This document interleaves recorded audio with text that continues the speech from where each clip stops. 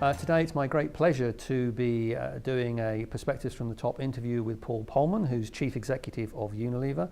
Paul started with Procter & Gamble, spent 27 years there, then over to Nestle where he was CFO, and then on in 2009 to Unilever as Chief Executive. And Paul is the champion of the Unilever Sustainable Living Plan. Paul, thank you very much for joining us. First question I think is interesting, going back over your career, you must have had leaders that inspired you to achieve what you've achieved. Can you give us some examples of those sort of people and what they did that made them inspiring for you? Yeah. So that's an important question. The first thing is obviously success for me or science of leadership is not linked to titles or levels in an organization. So I've had the fortune to work with very many people over my career and some very great people that have always stuck with me, from your teachers in school to people you got involved in your sports or other activities, as well as in your work environment. And I think the characteristics that stick to my mind and why these specific people stood out is probably because of two traits. They made it very clear that it wasn't about themselves. They put themselves to the service of something bigger, and they were willing to invest in you to be successful. And there are different manifestations of how that could be done, obviously. But I remember one person, I still practice the sending at least 1 or 2 notes every day, written by hand. Very important in this time of email, but just to show that as a personal attention. Your presentation went well, how's your family doing? Are you feeling okay right now? Depending on whatever the situation is. And these personal notes, I'm also known for that in Unilever. I think they serve well. I've kept mine that I've received over the years, depending on the situations. And the other thing is to be very clear that it's that you are willing to invest in people. It's about managing energy with people, not just time, and making sure that they understand that you have the best for them in mind.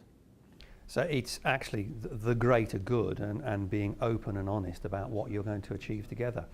If you sort of look at some recent statistics that say, for example, there was one survey that came out a few weeks ago that said that only 34% of British employees surveyed could remember a time in 2015 when they were actually motivated, which is a horrendous figure. But so therefore it poses the question, if you've had inspirational leaders and I've had inspirational leaders, how do you think business is doing in terms of giving everybody the opportunity to have inspirational leaders? Yeah, I think it is a terrible statistic, and it's actually a global statistic. If you now look at the millennial or Generation Z, then you will definitely see that 30% of the people only want to work for big corporates. And the reasons are very clear. They're looking for a little bit more than perhaps the impression that these big corporates give, especially at a time that trust is low and many of the other things that you're aware of in society. So these are worrying statistics, in fact. And fortunately, in Unilever, we have the opposite. We get 1.8 million people applying to us every year. Frankly, more than we know what to deal with. We are the number 3 most looked up company in LinkedIn after Apple and Google. And in most places that we operate, we're the preferred employers. And what we see is that about half of the people that enter in our company actually have a high awareness of the Unilever Sustainable Living Plan and why they want to join. A plan where we basically say we decouple growth from environmental impact and improve the overall social impact. So this purpose-driven reason for joining is increasingly stronger, in my opinion. And it is indeed clear that many companies are wrestling with that under the pressure of short-termism and all the other things. So I think making your purpose clear in a company, explaining that clearly also to the people you want to attract or recruit is an absolute must. But then more importantly, making it come alive in the companies that you're responsible for. And people that apply will talk to others in the company. They will not just look at the printed material. They want to see if people walk the talk, as you understand. Yeah. So therefore, having that inspirational environment, having inspirational leaders, to some degree, I suppose, for a team leader inspiring their own team, it's reasonably simple. The people are there with you. But there's a lot of leaders out there, not just chief executives, who are trying to lead through other leaders. Now that's more complicated. How did you find that you were able to do that, leading through other leaders to inspire people? Well, it's difficult, obviously, to let go, because we're all highly motivated, but also a strong sense of ownership and some level of impatience that might get in the way at times. And as you move up in the organization, there are some steps in your life that you need to learn to lead through others, and those are probably the best learning experiences you can get.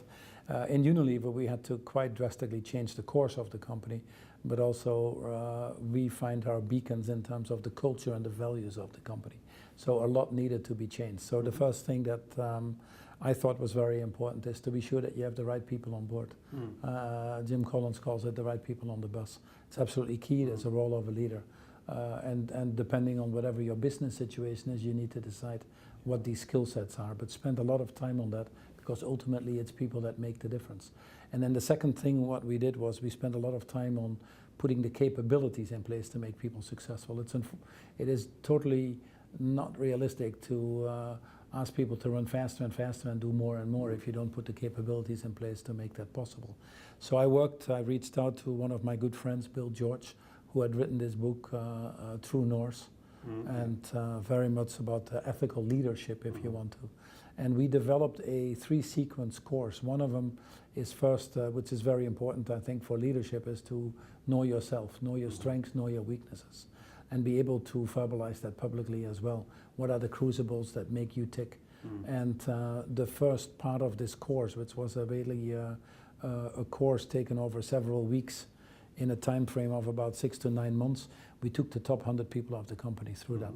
The second course following up on that is how do you exercise that leadership, that knowledge about yourself to influence others? And then the third in that sequence was to get results. And that course has really taken hold and very good feedback. And I think it has created a different cadre of people. Secondly, spend a lot of time with people. Spend a lot of time with people personally, coaching, role modeling in your own behavior, and then making very clear what the frameworks are that this company accepts people to be operating in. I think that's equally important. What are the values, what are the principles that we do accept, which are the ones that don't fit into this company, and have a lot of conversations about that. I remember when I came, a lot of the discussions are what are the company's values that this great company is built on. And people said, well, you know them because you worked here a long time. And when I asked people to write them down, obviously you could see that there were quite some differences in interpretation. Or when you grow so fast in these emerging countries, you have to recognize that probably 30–40% of your workforce has less than 5 years seniority.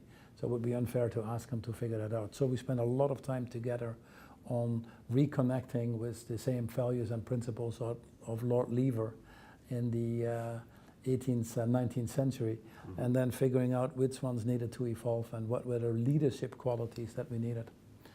We've developed our vision for the leadership, which we call Unilever 2020, where we've spent a lot of time getting input from people internally and externally about what the world was going to look like and what are the leadership characteristics, under the assumption, which I think is a fair one, that many of the people are not properly trained to deal with the circumstances we have right now. One of the reasons why CEO tenure, for example, is so short. So we need to create these skill sets that clearly universities are not currently delivering either internally, and we're spending a lot of time on that. For that reason, we've created a brand new training facility in Singapore, which 4 acres east, we call it, which is now probably one of the best training facilities of any company in the Far East. See, that's an interesting point, because all the evidence that I've seen from a number of sources would suggest that one of the reasons that strategies and other initiatives fail is that whilst the chief executive and the board is highly qualified and experienced, there are levels of leadership underneath where actually basic leadership skills are missing. And there's figures that would suggest, for example, a fair percentage of line managers underestimate how long a job will take by about 40%, because the organization hasn't bothered to give them the most simple time management training. Now, do you see, not necessarily in Unilever, but do you think that basic lack of management and leadership skills is having a detrimental effect? Because effectively training functions were cut. Yeah. No, it doesn't surprise me. So that is why I mentioned that you have to really invest in training and capability building. again, with the leadership investing in others. It sends far more signs. I also think you have to spend a lot of time on the culture itself, because whatever you do, culture will always dominate. You can put training in place, you can put the right people in place, but if that culture is not the right culture from the top down, it will also kill it. So a combination of capabilities and culture is probably very important. The reason you get to your statistics, which again are not very encouraging, and I'm sure that some of that is also in companies like ours, is that we put so much pressure into the organization at this middle layer. Many organizations have a hard time delegating complexity upwards because it's being seen as a weak form of management, whilst the senior level loves to delegate complexity down because they think they've sort of arrived at a level that they don't have to deal with this anymore. And that tension all comes together in the middle. Someone told me once a long time ago, you need to sort of, in change management for every level in the organization, you need to sort of keep a year in mind. So if you have 5 levels in the organization, before it fully comes through, it's 5 years further. Now we obviously cannot afford it anymore in the world changing so fast. So the leaders of tomorrow have to think about how to deal with that and get a higher level of agility within this. And that's obviously some of the things we're working on in our company, including delayering as an important part, including different types of communication, bottom up and top down, including accelerated training programs. If you don't do this in this, what I call FUCA world, fast, volatile, uncertain, complex and ambiguous, you would not get there, in my opinion. You'll obsolete yourself very fast. And that's interesting because from my experience with the work I did with UBS doing organisational change, that's now a Harvard case study, that 9-month to 1 year figure for each level, to get it embedded rather than to get people to say, we know about it. So change behaviour rather than we're just aware of it. But all of that is really interesting because that then, you talk about culture, that effectively says that organisations like to focus on logic and these are the figures, etc., etc. But most of culture is about emotion. And is the challenge that a lot of organisations are uneasy dealing with emotion and the fact that, if you look at the statistics, the employee's decision to give high performance is, according to Corporate Executive Board, 57% rational but 43% emotional. And 80% of that emotional element is down to the line manager. So emotion must play a massive part, but organizations really don't like emotion. We all have an emotional aspect to all of us, so we should be able to deal with that better than you expressed there. And I think the difficulty is it's too subjective in many organizations, and when it's subjective, people have a hard time dealing with it. So the point that you raise is a very valid point, why you need to have very good performance management systems, assessment systems if you want to, and how you back that up with things that you can, first of all, provide the material to the people to have the conversations, the training to have these conversations, but also be able to translate that into hard data and facts to make these conversations possible. And that's another area we've done. One of the challenges that we had when we came in here, which to me is an indicative thing of a culture that needs to change, is we found looking at a performance of 10 years of this company, we actually did not move our share price, and our performance was well below any of our group of benchmark companies. And yet our average payout for a bonus, which was the first thing I asked when I came here, was well over 100%.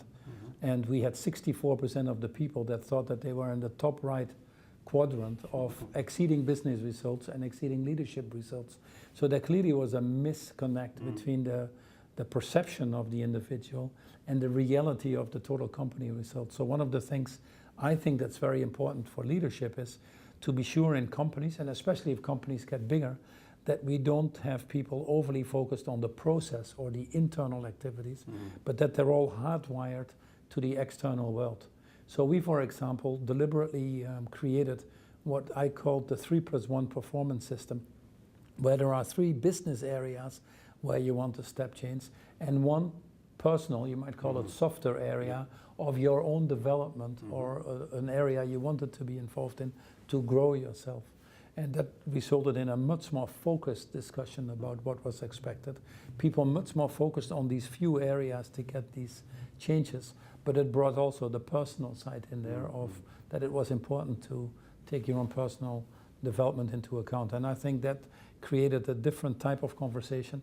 And then you see also that people are willing to have that conversation because they don't want to work in an environment where ultimately they see that the reward or feedback system is not really aligned with the actual results. People that want to perform, people that want to contribute, want this honesty and transparency that I think will benefit us all long term.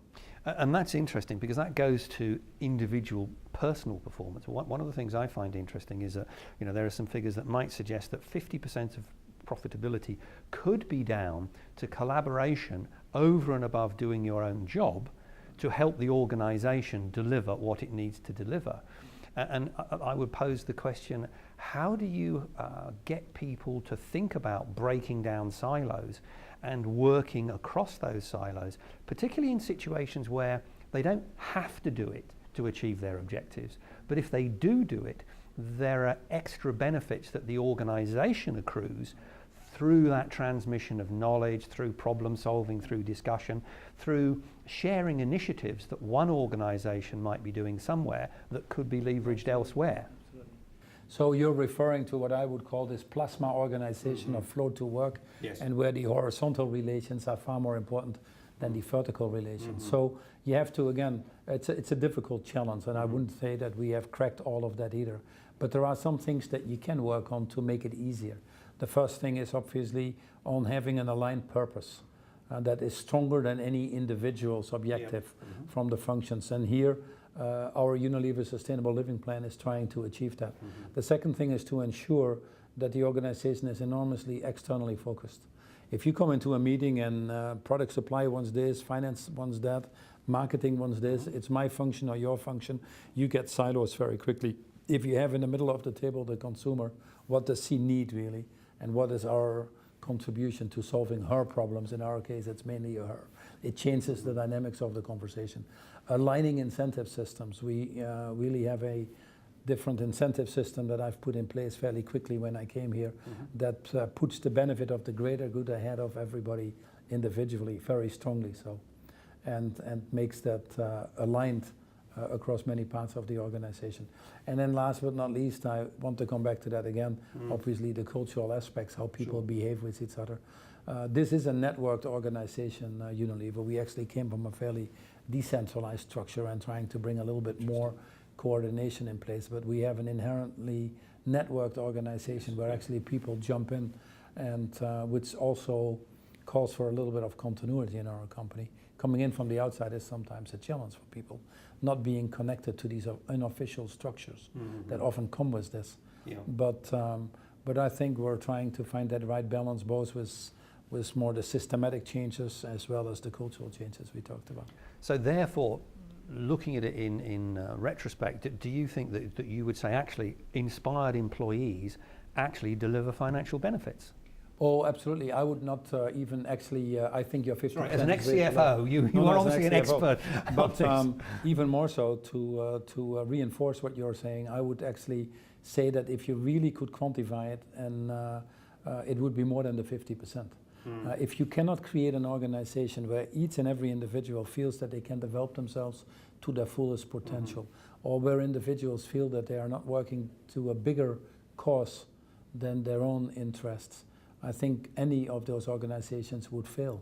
And frankly, a lifetime now of an average publicly traded company is only 18 years. And I think you see that short-termism, in fact, is reflected in fact, exactly what you're saying.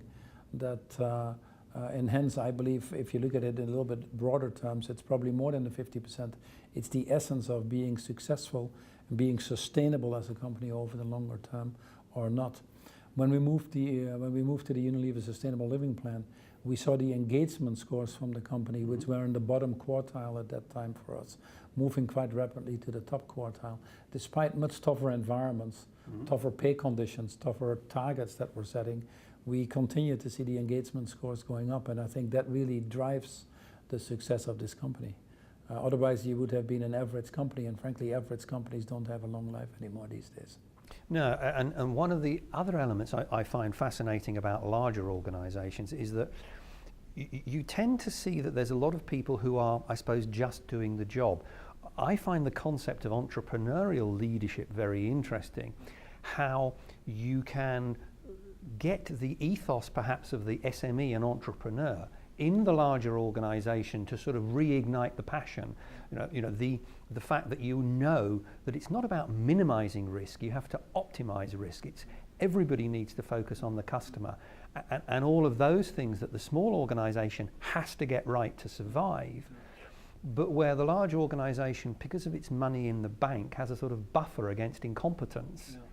And I just find that's an interest. So do you find the entrepreneurial thinking element is something that inspires people as well? Well, there are some downforces that come with scale, and that might sometimes be risk aversion. So what you have to think about is always, people have the discussion, is scale good or bad? It's not a good question to me. The question is, how do you leverage scale to compensate for some of these possible downforces? And for example, being in 190 countries, you'd think if you have that size, we can test many more things. We can run a little bit more risk. We can lose a little bit more money here. When Venezuela goes badly, we'll make it up in India type thing. So a company like this should actually be much faster with intelligent risk taking. It still is a challenge here, here as well, because of I think the size, the broader involvement of more people in some of these more complexer issues result probably in a lower risk profile than you need in today's fast-moving world. So you do need to inject a fair amount of encouragement, provide testing budgets or make those available, provide financial flexibility, set up different organizational models within an organization, continuously driving change actually to keep people sharp. So all these elements you do need to do to ensure that you stay entrepreneurial.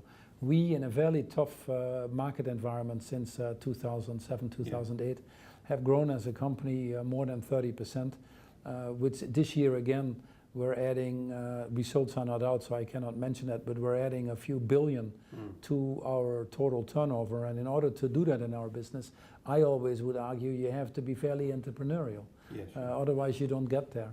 And so I think we continue to have to be very mindful of these downforces in these big companies, and as leaders think about nearly every day, what do you do in your jobs where you're sitting to compensate for that or to turn it into a competitive advantage. Yeah, and that leads quite neatly into the last question that I was going to ask, which is, all of the leaders who might be watching this, the young developing leaders, what would one or two pieces of advice be from you that you think would be absolutely critical to help them become a good leader or better leader in the future? Well, it's always a difficult question because I always put a caveat in there that I personally don't believe in the many leadership books that are out there, and believe me, I have many at home. But the 10 tips to be a good leader or how to play piano in 2 minutes have never really appealed to me. I think the main quality of a good leader, first and foremost, is to be a good human being. And by the way, the definition for me of a leader is a very broad definition. To me, a leader is someone who positively influences others. And I get more ideas and more strengths from the nurses that go at the risk of their own lives to fight Ebola in West Africa, or the teachers in school with a pittance of a salary teach to the blind or the deaf-blind, which I happen to be interested in. So leaders you can find in any part of the organization, not just bestowed in an office of a CEO in that sense. So first and foremost, being human beings, and being sure, as I mentioned before, that leaders put the interest of others ahead of their own. They're driven by the interest of the common good. They're driven by a stronger purpose, which comes from a high level of awareness of the issues in the world, but also a high level or high willingness of engagement to solve these issues. I think that's where leadership comes in, the connection between the awareness and engagement. And then simply operating with a high level of humanity and humility. I think the time of the Jack Welch's or the Lee Iacocca's are over with, and rightfully so. On that brilliant thought, Paul, thank you very much indeed.